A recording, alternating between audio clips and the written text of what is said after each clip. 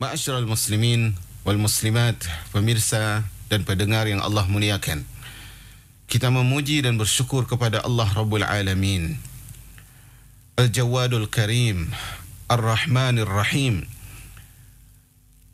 Ar-Razzaq Dzul Quwwatil Matin, yang selalu memberikan kepada kita nikmat, memberikan kepada kita kasih sayang, memberikan kepada kita fadilah dan keutamaan, dan memberikan kepada kita penutupan terhadap aib-aib kita. Kita memuji Allah. Ya, kita memuji Allah karena memang Allah yang pantas dipuji. Salawat dan salam semoga selalu sampai kepada Rasul yang mulia, Nabi yang dicinta, yang diharapkan perjumpaan dengannya, yang diharapkan pula syafaatnya, Muhammad bin Abdullah salawatu Rabbi wassalamuhu alaih. Dan semoga salawat dan salam itu sampai juga kepada wanita-wanita pilihan, pendamping hidup beliau di dunia dan di syurga, ummahatil mu'minin, sampai kepada para sahabat pula salawat dan salam tersebut, dan segenap orang yang berada di atas jalan Rasul sallallahu alaihi wasallam. Saudaraku saudariku, semoga Allah memberkahi hidupmu.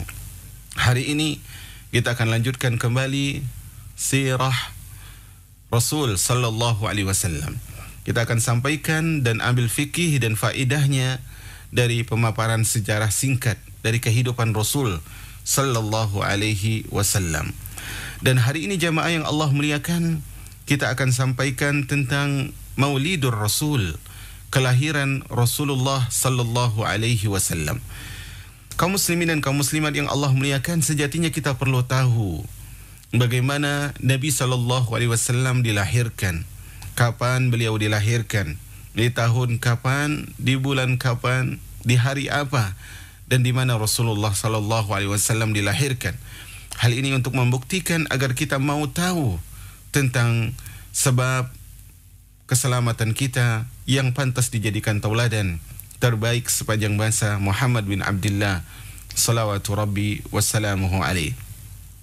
Nah, jemaah yang dirahmati oleh Allah tabaraka wa taala, sebelum kita jelaskan di mana Nabi sallallahu alaihi wasallam dilahirkan dan kapan beliau sallallahu alaihi wasallam dilahirkan, maka kita coba mengingat kembali di pelajaran sebelumnya bahwasanya yang memimpin Mekah dari turun temurun sampai pada waktu dilahirnya Nabi SAW oleh ibunya, maka yang memimpin kota Mekah saat itu adalah bangsa Quraisy, adalah kaum Quraisy, yang saat itu memimpin adalah kakek beliau, Abdul Muttalib. Nah, jamaah yang dirahmati oleh Allah tabaraka wa ta'ala, Abdul Muttalib ini memiliki banyak kemuliaan, dan dia juga sangat mirip dengan kakek Nabi SAW, Qusay. Dan di antara keistimewaan Abdul Muttalib, dia adalah orang yang sangat berani. Makanya kita sebutkan di pertemuan sebelumnya ketika pasukan bergajah yang dipimpin oleh Abraha ingin menyerang Ka'bah dan mereka mengambil harta orang-orang yang mereka lewati, di antaranya adalah 100 unta milik dari Abdul Muttalib.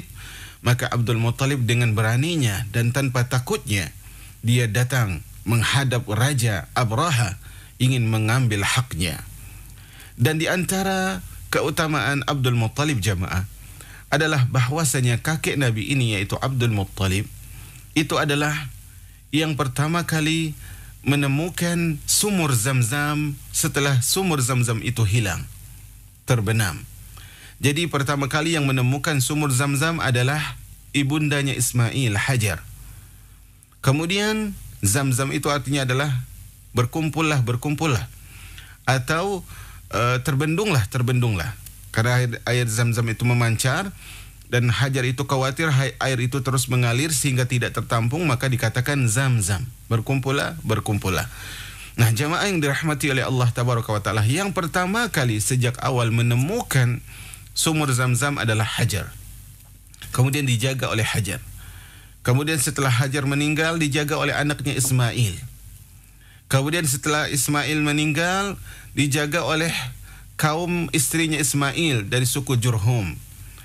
Dan terus itu berlangsung sampai akhirnya ada dosa demi dosa yang mereka perbuat, kesalahan-kesalahan, penyimpangan demi penyimpangan yang mereka lakukan, sampai akhirnya sumur Zamzam itu kering dan tidak hanya kering airnya, bahkan sumurnya pun hilang sebagai hukuman dari Allah Tabaraka wa Ta'ala buat mereka. Dan di sini pelajaran bagi kita jamaah bahwasanya maksiat pasti akan membawa kesialan. Dosa pasti akan membawa musibah. Wa ma asabakum min musibatin fabima kasabat aydikum wa ya'fu an katsir. Tidak ada dosa yang menimpa kalian kecuali tidak ada musibah yang menimpa kalian kecuali karena dosa. Nah, lama sekali sumur Zam-Zam itu hilang dan terbenam. Sampai turun-temurun dipimpin oleh bangsa Quraisy pun masih terbenam. Sampai kalanya pemerintahan Abdul Muttalib. Abdul Muttalib itu suka sekali berada di Hijr. Kemudian di Hijrnya dia tidur. Di dalam tidurnya Abdul Muttalib bermimpi. Ada suara yang mengatakan, ihfir at-tayyibah, galilah at-tayyibah. Maka Abdul Muttalib mengatakan, apa itu tayyibah? Kemudian suara itu pun hilang. Di waktu yang kedua, di hari yang kedua, dia pun tidur kembali di Hijrnya. Memang dia suka berada di Hijr. Dia tidur di Hijrnya. Kemudian dia bermimpi, ada suara yang mengatakan, ihfir al-barra, galilah barra. Maka dia mengatakan, apa itu barra? Maka suara itu pun hilang. Di hari yang ketiga, dia bermimpi lagi. Ihfir madhnuna, galilah madhnuna. Maka dia bertanya, apa itu madhnuna? Maka suaranya pun hilang jamaah. Kemudian di hari selanjutnya, suara itu datang lagi di dalam mimpi. Ihfir Zamzam, galilah Zamzam. Maka dia pun mengatakan, apa itu Zamzam? Maka dijawab, Zam-Zam itu adalah air yang tidak pernah putus. Dengan air itu nanti engkau bisa memberi minum kepada orang yang berkunjung ke Baitullah. Maka disebutlah dalam mimpi tersebut, tempat Zam-Zam terkubur itu adalah di antara ciri-cirinya adalah di situ burung mematuk. Kemudian di situ ada semut yang ramai. Maka akhirnya dia bangun dari mimpinya, dia bawa anaknya Al-Harith untuk menggali sumur Zam-Zam di daerah yang disyaratkan di dalam mimpi. Maka dia dapati di situ ada sebuah tempat, ada burung gagak yang mematuk-matuk, dan di situ juga ada semut. Maka dia gali di situ. Dia gali berdua dengan anaknya Harith. Saat itu dia memiliki seorang anak lelaki namanya Harith. Nah jamaah yang dirahmati oleh Allah Tabaraka wa Ta'ala, orang Quraisy pun bingung. Ngapain itu Abdul Muttalib menggali sesuatu yang tanahnya gersang? Apa yang dia cari dari situ? Maka ketika sudah ada tanda-tanda air, muncul pertanda ada air, ada sumur di situ, ada mata air di situ, maka orang Quraisy pun jamaah ikut menggali. Maka setelah digali, ketemu itu sumur Zam-Zam lagi, ya di masa Abdul Muttalib. Kemudian orang Quraisy pun mengatakan, air ini adalah milik kita, milik kami. Maka Abdul Muttalib mengatakan, tidak, aku yang bermimpi, aku yang pertama kali menggalinya. Maka kata orang-orang Quraisy saat itu, tidak, kami yang membantumu menggali. Maka Abdul Muttalib tidak setuju, karena yang bermimpi tentang sumur Zam-Zam itu adalah Abdul Muttalib, dan yang pertama kali menggali juga beliau, sementara mereka awalnya hanya melihat. Maka akhirnya orang Quraisy mengatakan, kalau begitu kita cari hakim di antara kita. Kita cari pemutus perkara yang menyelesaikan perselisihan kita. Maka kata Abdul Muttalib, jamaah, oke, kita cari orang yang memutuskan perkara kita. Kemudian jamaah yang dirahmati oleh Allah Tabaraka wa Ta'ala, akhirnya orang Quraisy menunjukkan di sana di negeri Syam ada seorang wanita peramal, dan kita minta keputusannya. Perhatikan, kebiasaan orang musyrikin, datang kepada peramal, datang kepada penyihir, datang kepada dukun, dan mereka menganggap itu adalah sebagai hakim pemutus perkara mereka, dan ini tidak boleh dilakukan oleh seorang muslim dan muslimah. Maka kata Abdul Muttalib saat itu, oke, kita pergi. Akhirnya Abdul Muttalib pergi dengan rombongannya bersama dengan orang Quraisy dengan rombongannya. Abdul Muttalib juga Quraisy, jadi mereka sama-sama Quraisy. Quraisy yang lain ini pergi dengan rombongannya. Kemudian Quraisy Abdul Muttalib pergi dengan rombongannya. Mereka berbarengan. Jadi dari Mekah ke negeri Syam itu 1000 km lebih jamaah. 1300 atau 1400 km. Perjalanan yang cukup jauh. Apalagi padang pasir dan Perjalanan yang terjal dan sangat mengerikan. Sampai di pertengahan jalan jemaah, persediaan minuman Abdul Muttalib habis. Persediaan minuman Abdul Muttalib dan kabilahnya dan kelompoknya saat itu habis. Maka dia minta kepada kelompok kaum Quraisy yang merupakan orang yang mengajak dia ke sana, berikan kami air. Kata orang Quraisy itu, tidak, kami tidak akan memberikanmu air kecuali kalau kau berikan Zam-Zam kepada kami. Maka akhirnya Abdul Muttalib mengatakan, ya sudah, kalau begitu kami tidak mau memberikan Zam-Zam kepada kalian. Maka dia Abdul Muttalib katakan kepada kelompoknya, kepada rombongannya saat itu, dah, kita sudah habis nih minuman. Kalau kita melanjutkan perjalanan, kita akan mati. Lebih baik saat ini kita gali kuburan kita masing-masing. Siapa yang mati duluan, kita kuburkan. Adapun yang terakhir meninggal, itu nanti urusannya serahkan kepada Allah. Kurang lebih begitu jemaah. Sampai itu mereka gali, kemudian akhirnya berubah pikiran Abdul Muttalib. Kita nggak boleh putus asa. Kita di sini mati, kita lanjut pun mati. Lebih baik kita lanjut. Mungkin bisa jadi kita sampai kepada tujuan. Nah, ketika ingin lanjut jamaah, disebutkan oleh Ibnu Ishaq bahwasanya dari untanya Abdul Muttalib mengalir air, percikan air. Maka dari situ jamaah yang dirahmati oleh Allah, orang Quraisy yang tadi minta sumur Zam-Zam, mengaku memiliki sumur Zam-Zam, mengatakan ini memang kehendak Allah, menunjukkan bahwa air itu adalah milik Abdul Muttalib. Milik Abdul Muttalib. Akhirnya mereka serahkan sumur tersebut untuk dikuasai oleh Abdul Muttalib. Nah, jamaah yang dirahmati oleh Allah, tadi itu ketika Abdul Muttalib menggali dan menggali, kemudian dibantu orang Quraisy, kemudian orang Quraisy pengen memiliki sumur Zam-Zam tersebut, Abdul Muttalib tidak bisa melawan. Orang Quraisy banyak, sementara dia cuma berdua dengan anaknya Al-Harith. Maka sebagian para ulama menyebutkan ketika posisi seperti itu, Abdul Muttalib merasa mereka banyak, saya cuma berdua sama seorang anak laki-lakinya. Maka kata sebagian para ulama, saat itulah Abdul Muttalib mengatakan bahwasanya, ya Allah, kalau seandainya engkau memberikan kepada hamba 10 anak laki-laki, hamba akan sembelih 1. Karena dia berpikir, kalau saya punya anak banyak, saya akan lawan ini Quraisy yang mengambil hak saya. Maka saat itu dia mengatakan, ya Allah, kalau engkau berikan kepada saya 10 anak laki-laki, maka saya akan sembelih 1 untuk mendekatkan diri kepadamu. Ini kebiasaan orang jahiliyah, jamaah. Berbeda dengan Ibrahim. Ibrahim dengan wahyu. Ibrahim dengan wahyu alaihissalam. Nah, akhirnya jamaah, diberikanlah, Allah karuniakan kepada Abdul Muttalib 10 anak laki-laki. Ini anak laki-laki saja ya, belum anak perempuannya. Dan wallahu alam disebutkan kurang lebih istri Abdul Muttalib adalah 4 orang.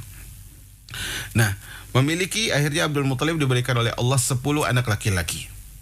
Nah, yang ke-8 kalau tidak salah itu adalah Abdullah, ayahnya Rasul sallallahu alaihi wasallam. Jadi dari 10 anak salah satunya adalah Abdullah. Berarti Nabi SAW memiliki 9 paman. Nabi SAW memiliki 9 paman. Nah, 4 pamannya tersebut hidup di zaman Rasul SAW, di masa Nabi SAW diutus menjadi Nabi dan Rasul, dan sisanya adalah yang ke-9, yang 5 lagi itu adalah meninggal, termasuk ayah Rasul SAW sebagai yang ke-6-nya. Nah, 4 ini 2 diantaranya adalah meninggal di dalam kekufuran, 2 diantaranya beriman. Yang meninggal di dalam kekufuran adalah Abu Talib, dan yang kedua adalah Abu Lahab yang namanya adalah Abdul Uzza. Sementara yang beriman adalah Hamzah yang wafat di perang Uhud, yang syahid di perang Uhud. Kemudian adalah Abbas bin Abdul Muttalib yang meninggal setelah wafatnya Rasul sallallahu alaihi wasallam. Nah, Abdullah, Abdul Muttalib dan Az-Zubair itu adalah saudara seibu. Karena itu kita dapatkan kenapa begitu Abu Talib sangat sayang kepada Rasul sallallahu alaihi wasallam, karena ayahnya Rasul adalah saudara seibu. Nah, jemaah yang dirahmati oleh Allah tabaraka wa taala, dari sinilah hadir Abdullah tadi. Nah, dan ternyata qadarullah yang mendapat terkena janji Abdul Muttalib ingin menyembelih 1 ketika diberikan 10 tadi adalah Abdullah. Maka Abdul Muttalib ini sangat sayang kepada Abdullah, dan orang Quraisy pun tahu Abdul Muttalib itu sangat sayang kepada Abdullah. Maka orang Quraisy mengatakan, wahai Abdul Muttalib, udah, jangan engkau sembelih Abdullah. Enggak usah disembelih. Ganti saja dengan 100 ekor unta, kau undi. Akhirnya diundi 10 ekor unta ya, afwan. 10 ekor unta diundi dengan nama Abdullah. Maka keluarlah nama Abdullah. Maka ditambah lagi kali kedua, tambah lagi 10, berarti 20. 20 ekor unta atau Abdullah. Keluar nama Abdullah. Ditambah lagi ketiga kalinya, 30 ekor unta atau Abdullah. Diundi lagi. Ya, maka keluar nama Abdullah sampai ke 10 kalinya, berarti 100 ekor unta dan nama Abdullah, kemudian diundi, kemudian keluarlah nama 100 ekor unta. Maka disembelihlah 100 ekor unta dan tidak jadi disembelih Abdullah. Dari sinilah para ulama di antara asal muasal diyah juga ketika orang membunuh tanpa sengaja, yang mana tebusannya adalah 100 ekor unta, salah satunya dari kasus ini. Nah, jamaah yang dirahmati oleh Allah tabaraka wa taala, maka selamatlah, Allah menyelamatkan Abdullah dari penyembelihan Abdul Muttalib, karena nanti dari Abdullah akan lahir utusan Nabi akhir zaman, yaitu Muhammad bin Abdullah, utusan Allah, yaitu Nabi akhir zaman Muhammad bin Abdullah sallallahu alaihi wasallam. Nah, jamaah yang dirahmati oleh Allah tabaraka wa taala, Abdullah bin Abdul Muttalib ini menikah dengan Aminah binti Wahab dari Bani Zuhrah. Jadi ayahnya Rasul adalah Abdullah bin Abdul Muttalib, ibunya Rasul adalah Aminah bintu Wahab dari Bani Zuhrah. Nah, pernikahan antara Abdullah dengan Aminah ini disetujui oleh para ulama. Mereka mengatakan benar, istri dari Abdullah adalah Aminah. Ya, adapun proses pernikahan mereka itu banyak sekali diperselisihkan oleh para ulama. Dan yang ada wallahu alam dalilnya adalah dalil-dalil yang sangat riwayat-riwayat yang sangat lemah. Di antara riwayat mengatakan bahwasanya Abdullah menikah dulu dengan perempuan lain sebelum menikah dengan Aminah. Ada juga Abdullah tersebut disebutkan bahwasanya Abdullah itu di dahinya ada cahaya, ada seorang perempuan melihat di dahi Abdullah itu cahaya, kemudian dia ingin digauli oleh Abdullah supaya mendapatkan cahaya tersebut, tapi ternyata Abdullah menggauli dulu si Aminah, kemudian setelah keluar itu, setelah selesai berhubungan dengan Aminah, maka dia keluar dan wanita tadi melihat cahaya tadi sudah hilang. Tapi ini juga adalah riwayat yang lemah, jemaah. Riwayat inilah yang digunakan oleh sebagian orang mengatakan bahwa yang pertama kali diciptakan adalah Nur Muhammad, adalah cahaya Muhammad. Dan dalil berkenaan dengan hal ini, jemaah, wallahu alam, adalah dalil-dalil yang tidak sahih, yang tidak bisa dijadikan sebagai landasan untuk memutuskan perkara tersebut. Kita memuliakan Rasul, tapi dengan bagaimana yang diajarkan oleh Rasul kita memuliakannya. Jadi pernikahan Abdullah bin Abdul Muttalib inilah nanti yang akan terlahir darinya Muhammad sallallahu alaihi wasallam. Akan menikahlah Abdullah dengan Aminah binti Wahab dari Bani Zuhrah. Kemudian akhirnya Aminah mengandung. Kemudian Abdullah pergi berdagang ke negeri Syam, ke Gaza, bersama dengan rombongan perniagaan kaum Quraisy. Kemudian setelah dari Syam, kemudian mereka pulang. Ya, ketika mereka pulang, mereka mampir ke Madinah. Dan Abdullah mampir ke Madinah di tempat bibi-bibinya dari Bani An-Najjar. Karena saat itu Abdullah merasakan sakit, maka dia mampir ke rumah bibi-bibinya di Madinah, yaitu dari kalangan Bani Najjar. Karena dia merasakan tidak enak badannya. Abdullah merasakan tubuhnya tidak fit. Maka Abdullah menetap di Madinah beberapa hari sampai qadarullah dia wafat di Madinah dan dikuburkan di Madinah. Dan saat itu Rasulullah SAW masih berada di perut ibunya Aminah binti Wahab. Nah, jamaah yang dirahmati oleh Allah tabaraka wa taala, Abdullah wafat di Madinah ketika Rasulullah masih di kandungan ibunya. Dan saat wafat disebutkan oleh para ulama, di antaranya adalah yang disebutkan oleh Ibnu Katsir dalam Al-Bidayah wan Nihayah, disebutkan juga oleh Ibnu Al-Qayyim dalam Zadul Ma'ad, bahwasanya ketika meninggal umur Abdullah ayah Nabi, umur beliau saat itu adalah sekitar 25 tahun. Dan saat itu Nabi SAW berada di perut ibunya masih dalam rahim ibunya, dan ini adalah keyatiman yang sangat yatim sebagaimana yang diisyaratkan oleh Allah Rabbul Alamin di dalam surah Ad-Duha ayat yang ke-6, alam yajidka yatiman fa'awa. Bukankah Allah mendapati engkau dalam keadaan yatim, kemudian Allah lah yang mengayomimu. Nah, jamaah yang dirahmati oleh Allah Tabaraka wa Ta'ala, di hari apa Rasulullah dilahirkan? Rasulullah SAW itu dilahirkan, tidak ada khilaf di kalangan para ulama. Semua para ulama bersepakat bahwasanya Rasul sallallahu alaihi wasallam dilahirkan pada hari Senin. Dilahirkan pada hari Senin. Hal ini adalah sebagaimana hadis yang diriwayatkan oleh Imam Muslim ketika Nabi SAW ditanya tentang puasa hari Senin, maka Nabi SAW mengatakan, "Dzaka yaumun wulidtu fihi wa unzila alayya fihi." Kata Rasulullah ketika ditanya tentang kenapa beliau suka puasa di hari Senin, kata Rasulullah, hari Senin itu adalah hari aku dilahirkan dan di hari itu pula turun kepadaku wahyu. Berarti para ulama berijma' Rasulullah lahir di hari Senin. Nah, jamaah yang dirahmati oleh Allah Tabaraka wa Ta'ala, kemudian di mana Rasulullah SAW dilahirkan? Yang sahih wallahu ta'ala alam bisawab menurut pendapat jumhur bahwasanya Rasulullah SAW dilahirkan di Mekah. Rasulullah SAW dilahirkan di Mekah. Adapun tempat pastinya itu adalah diperselisihkan para ulama. Ada yang mengatakan di Syi'ib Bani Hasim, ada yang mengatakan Rasulullah dilahirkan di rumah dekat Safa, dan ini perselisihan para ulama. Yang jelas dia di Mekah, adapun tempat pastinya itu diperselisihkan.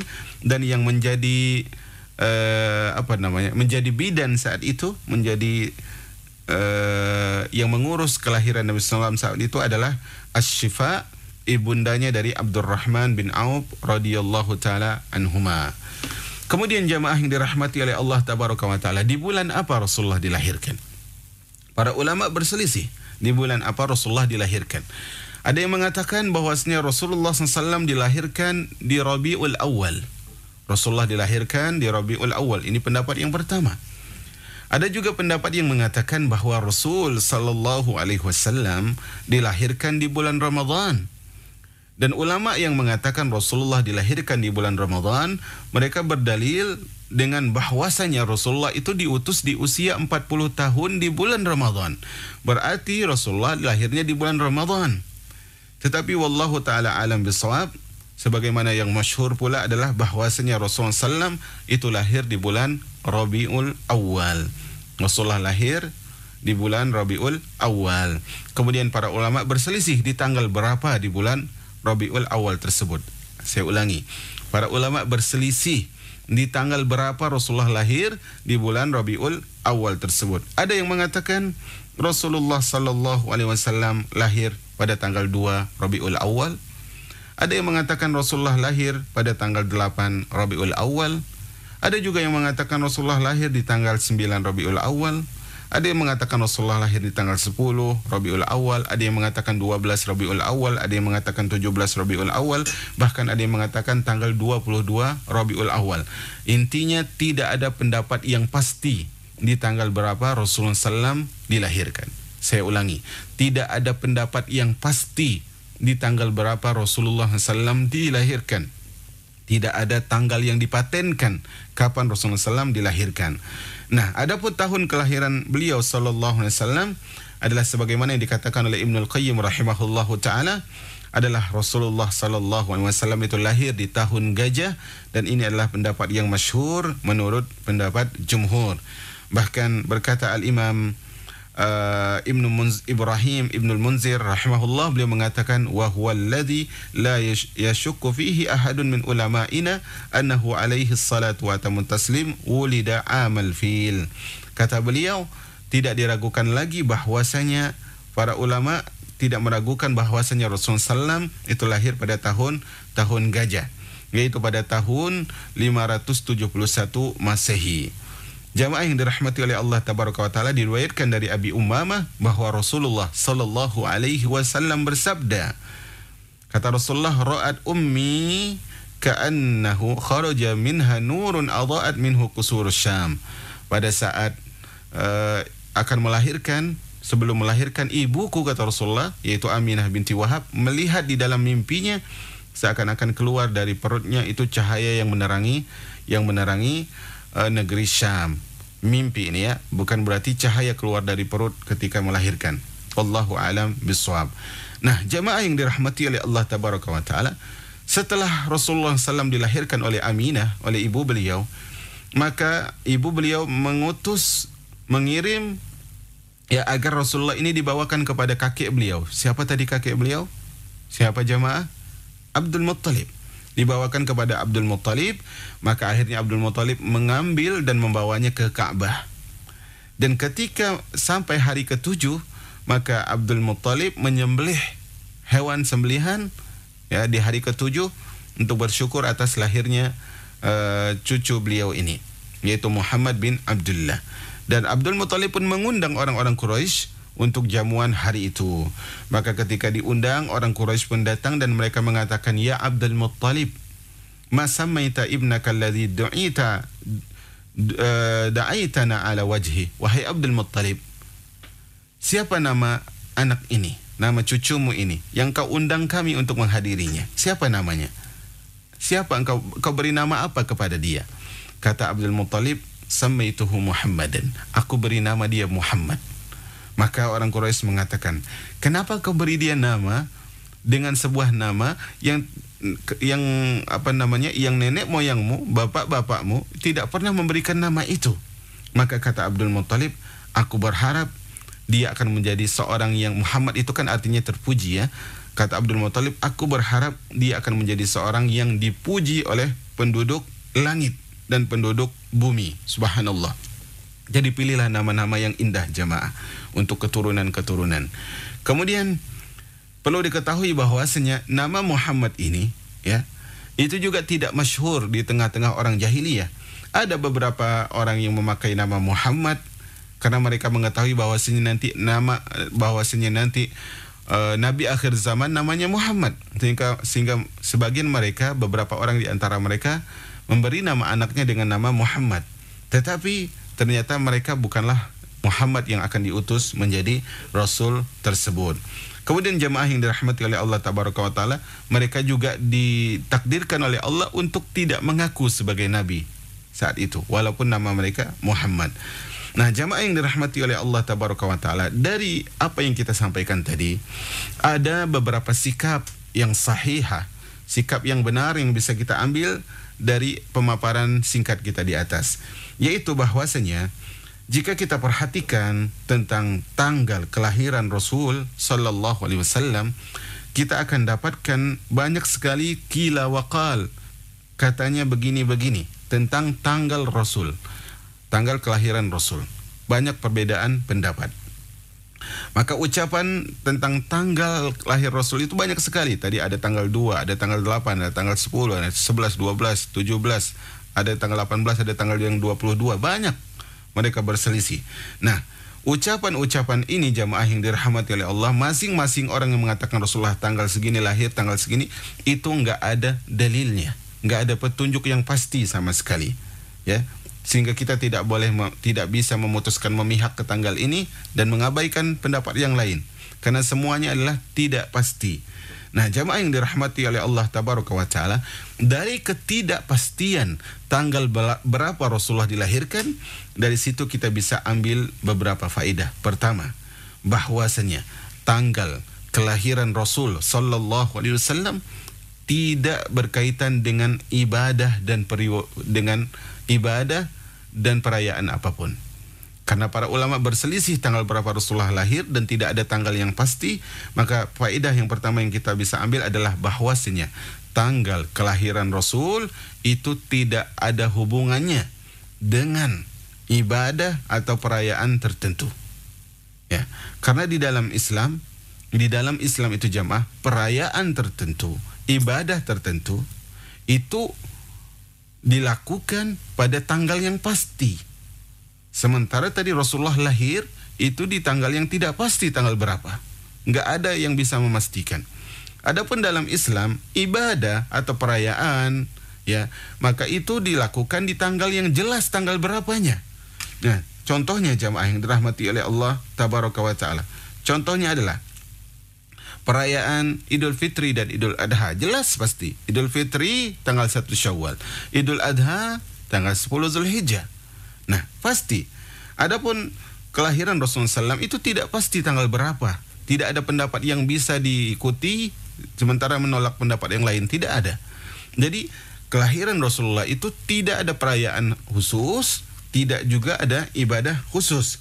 Nah, jamaah yang dirahmati oleh Allah tabaraka wa taala. Adapun Nabi SAW ya yang mengatakan bahwa dia lahir di hari Senin, itu bukan berarti agar kita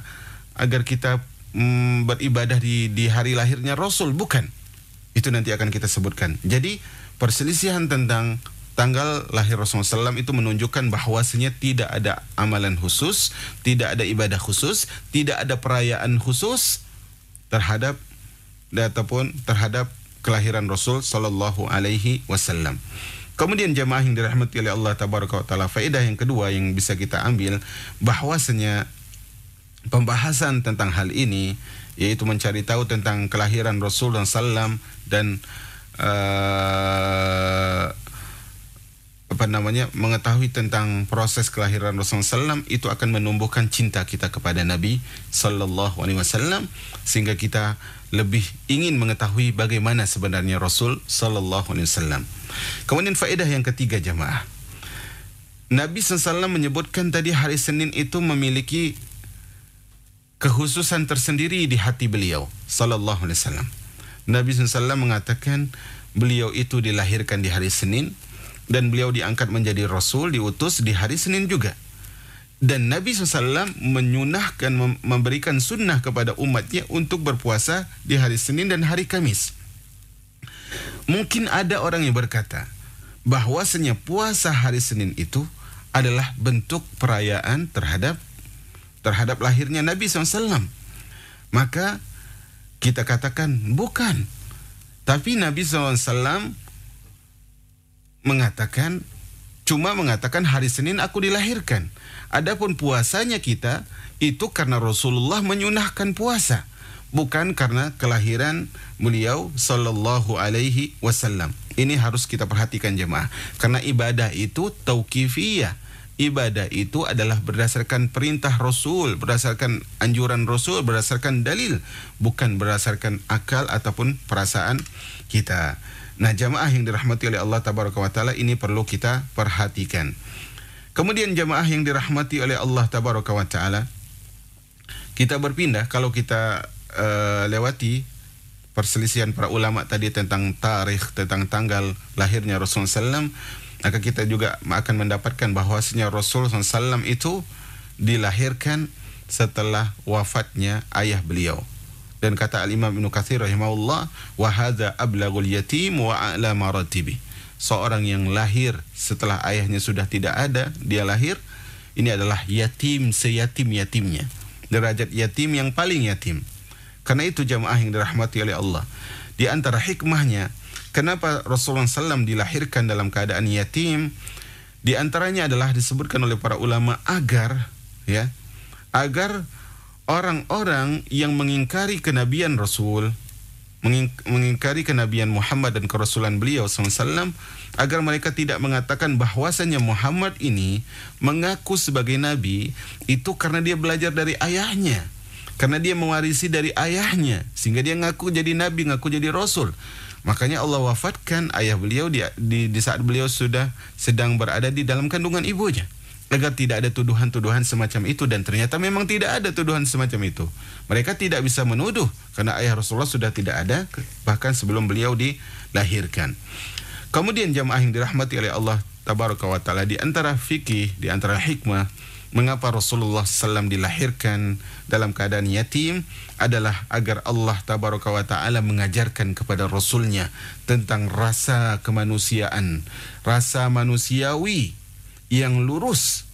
Karena beliau sudah merasa susahnya kehidupan, beliau akan tahu bagaimana kesusahan manusia. Karena orang yang tidak pernah merasakan, dia tidak mungkin bisa menempatkan posisinya seperti orang yang bisa merasakan.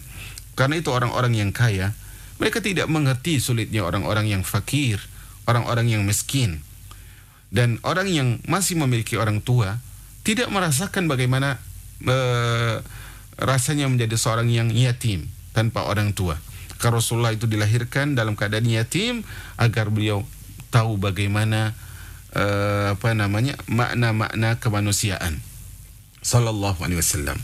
Kemudian jamaah yang dirahmati oleh Allah tabaraka wa taala, tumbuhnya Rasul sallallahu alaihi wasallam di masa kecilnya bersama ibunya, ya, itu bukan kebetulan. Rasulullah lahir tanpa seorang ayah, hanya diasuh oleh seorang ibu, itu bukan kebetulan. Karena kita dapatkan juga sebagian para nabi, sebagian para rasul, itu mereka pun terlahir tanpa seorang ayah. Tanpa seorang ayah. Maka di sini menunjukkan jamaah betapa besarnya peran seorang ibu di dalam menertibkan, menyusun, dan mendidik, membina anak-anak dan generasi Islam. Karena itu kita lihat bagaimana Ismail alaihi salatu wassalam, dia hidup bersama ibunya di Mekah, tidak ditemani oleh sang ayah, jauh dari ayahnya Ibrahim alaihissalam. Musa alaihissalam juga dia hidup bersama ibunya, dan kita tidak dapatkan dalil pun yang menyebutkan tentang ayahnya Musa. Isa alaihissalam hidup bersama Maryam binti Imran, bersama seorang ibu saja.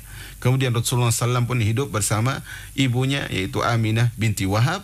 Maka ini semua jamaah menunjukkan kepada kita tentang betapa besarnya peran ibu di dalam membentuk generasi dan masyarakat Islam. Kemudian jamaah yang dirahmati oleh Allah tabaraka wa taala, ketika pentingnya peran ibu ini, maka seorang lelaki ketika menikah, dia haruslah memilih istri yang benar, istri yang baik, istri yang taat kepada Allah tabaraka wa ta'ala. Kemudian faedah selanjutnya jamaah adalah bahwasanya Allah tabaraka wa ta'ala dengan kehendaknya menjadikan Rasulullah sallallahu alaihi wasallam itu sebagai nabi yang terlahir dalam keadaan yatim, agar apa jamaah? Agar tidak ada campur tangan seorang ayah di dalam mengasuh si Muhammad kecil. Untuk apa? Agar Allah langsung yang mengasuh Rasul SAW, dalam artian yang membimbing Rasul, yang menjaga Rasul sallallahu alaihi wasallam. Maka Allah mengatakan, ya, sebagaimana yang Allah katakan ketika Allah berfirman kepada Musa, wastana'tuka li nafsi, aku yang memilih engkau. Aku yang memilih engkau wahai Musa. Maka ketika Rasulullah lahir dalam keadaan yatim, saat itu adalah masa jahiliyah, maka bimbingan langsung itu tidak dari seorang ayah yang sudah diwafatkan, tapi langsung dibimbing oleh Allah tabaraka wa ta'ala. Kemudian jamaah yang dirahmati oleh Allah tabaraka wa ta'ala, selanjutnya di dalam keadaan yatimnya Rasul sallallahu alaihi wasallam, di situ ada pelajaran dakwah jamaah, ada pelajaran darsun da'awi, ada pelajaran dakwah bahwasanya kekayaan, kemudian tingginya kedudukan dan kemuliaan seorang hamba itu di hadapan Allah tidak ada kaitannya dengan yatim. Artinya orang yatim belum tentu dia miskin. Orang yatim belum tentu dia miskin hatinya. Orang yatim belum tentu dia rendah kedudukannya di sisi Allah. Belum tentu dia hina di sisi Allah Rabbul Alamin. Karena tidak ada kaitannya kemuliaan, kehinaan, dan ketinggian derajat itu dengan keyatiman, tidak ada sama sekali. Nah, bahkan bisa jadi orang yatim tersebut dia lebih kaya hatinya, lebih tinggi derajatnya di sisi Allah Rabbul Alamin, dan dia lebih mulia di sisi pencipta alam semesta. Karena itu tidak mesti orang yang punya orang tua itu dia lebih mulia. Betapa banyak ya orang yang memiliki orang tua tetapi mereka adalah lebih hina di sisi Allah tabaraka wa taala dari orang yang terlahirkan tanpa ayah atau dalam keadaan yatim. Nah, jamaah yang dirahmati oleh Allah tabaraka wa taala, disinilah ya sebagaimana yang disebutkan ya bahwasanya seorang tersebut dikatakan oleh Rasul SAW, idnaka antada'a laka bi khairin khairun min antada'ahum yatakaffafuna nas. Memang ya, orang tersebut kalau dia meninggalkan keturunannya dalam keadaan cukup, itu lebih baik daripada dia tinggalkan keturunannya tapi mereka minta-minta. Iya, tetapi ingat jamaah, terkadang keturunan ini membuat manusia itu bakhil. Disuruh infak, disuruh sedekah, disuruh berkorban di jalan Allah. Nanti ini untuk keturunan saya, ini untuk masa depan anak-anak saya. Karena itu jamaah yang dirahmati oleh Allah tabaraka wa ta'ala, dikatakan oleh Rasulullah SAW, innal walad ya mabkhalah majbanah.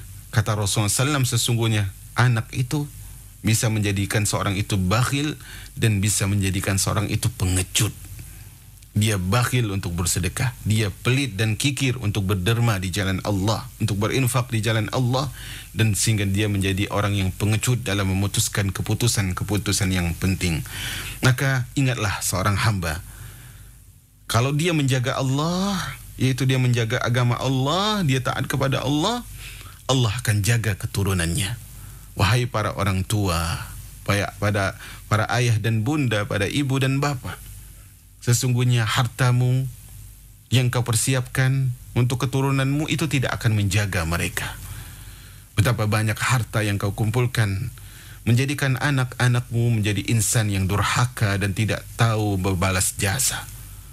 Karena itu, kalau engkau ingin anakmu dijaga oleh Allah, maka engkau harus menjaga Allah, taat kepada Allah, jauhi larangan-larangan Allah tabaraka wa ta'ala. Karena sesungguhnya Allah tabaraka wa ta'ala telah mengisahkan kepada kita kisah di dalam surat Al-Kahfi. Ketika Allah tabaraka wa ta'ala mengisahkan tentang kisah Musa alaihi salam bersama Khadir, yang menyebutkan ya bahwasanya di situ disebutkan Khidir alaihi salam melihat tembok yang hampir jatuh, melihat bangunan yang hampir jatuh, kemudian ditegakkan. Padahal penduduk desa itu tidak mau memberi jamuan kepada mereka. Maka ketika ditanya, maka Khidir menjawab alasan kenapa dia membenarkan menegakkan kembali tembok yang hampir jatuh itu. Kata Khidir, wa ammal jidaru fakana li gulamaini yatimaini fil madinah. Ini tembok rumah ini nih, itu ini milik dua orang anak yatim di kota ini. Wa kana tahtahu kanzul lahuma. Sementara di bawah tembok ini itu ada harta peninggalan orang tuanya. Ada harta kekayaan peninggalan orang tuanya. Wa kana abuhuma salihah. Ayah dari kedua anak ini itu orang saleh. Fa arada rabbuka ay yablugha ashuddahuma wa istakhrija kanzahuma rahmatan min rabbik. Kata Qadir, dan Rabbmu Allah tabaraka wa ta'ala menginginkan agar mereka balik dulu, baru nanti mereka tahu bahwasanya di bawah ini ada apa? Ada harta kekayaan orang tuanya. Ini sebagai rahmat dari Allah. Karena kalau mereka masih kecil, bangunan itu roboh, orang akan tahu, oh ada harta. Mereka masih kecil, diambil oleh orang. Tapi kalau mereka sudah dewasa, mereka bisa ngambil harta mereka itu sendiri. Kata Khadir, wa ma fa'altuhu an amri. Yang aku putuskan itu bukan keinginanku, bukan istihadku. Dzalika ta'wilu ma lam tasti alaihi sabra. Itu semua adalah wahyu, itu semua adalah Allah yang berikan ilmu kepadaku, dan hal itu adalah takwil dari apa yang kau tidak bisa bersabar menghadapku. Karena itu berkata Al-Imam Sa'id bin Musayyab rahimahullahu ta'ala kepada anaknya, dia berkata kepada anaknya, la azidanna fi salati min ajlika raja'an an ahfazu fika. Kata Sa'id bin Musayyab, wahai anakku, sini, ayah itu sungguh-sungguh dan semangat salat itu adalah untuk keperluanmu, agar dengan ketaatan Allah, dengan ketaatan ayah, dengan ketaatan bapa, Allah menjagamu. Dan berkata Umar bin Abdul Aziz, beliau mengatakan, ma min mu'min yamutu illa hafizallahu fi aqibihi wa aqibi aqibihi. Tidaklah seorang mukmin itu wafat kecuali Allah akan jaga keturunannya dan keturunan-keturunannya. Nah, kalau orang ingin dijaga oleh Allah keturunannya, maka dia harus jaga ketentuan Allah tabaraka wa taala. Wallahu alam bisawab. Sampai sini pelajaran sirah singkat kita jemaah yang dirahmati oleh Allah tabaraka wa taala tentang Maulidur Rasul, kelahiran Rasul sallallahu alaihi wasallam, dan pelajaran yang bisa kita ambil dari semua itu.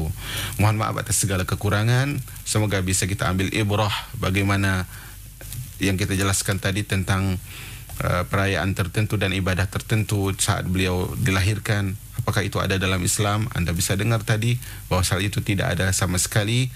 Wallahu a'lam bishawab. Dan bahwasanya kita itu kalau benar mencintai Rasul, ikuti syariat Rasul sallallahu alaihi wasallam tanpa mengada-ada apapun dari agama beliau. Subhanakallahumma bihamdika asyhadu an la ilaha illa anta astaghfiruka wa atubu ilaik. Wassalamualaikum warahmatullahi wabarakatuh.